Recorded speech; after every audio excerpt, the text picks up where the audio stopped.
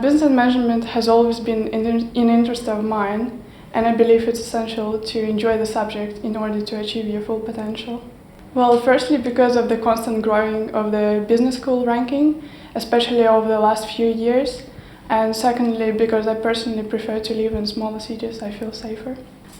Personally, I really like the fact that most of the buildings are new or they have been recently completely refurbished, just as a business and law building, for instance.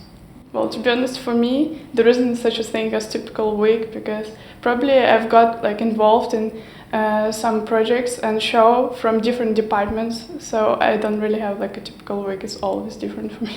Well, ideally, my career aspiration is to become a successful businesswoman, and in addition to that, I would like also to organize some fundraising events for less fortunate.